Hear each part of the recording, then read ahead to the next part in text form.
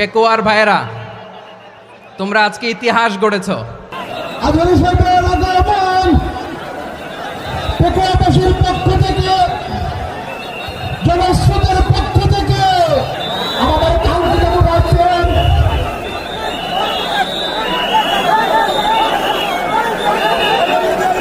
আমরা দৃষ্টি আকর্ষণ করতেছি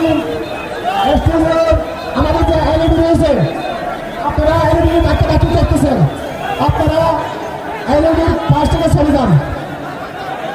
এলইডি যদি কোনো এলইডি স্টার্ট হয়ে যায় আলোচনা শুনতে কষ্ট হবে। সাংবাদিক বন্ধুগণ, প্রশাসন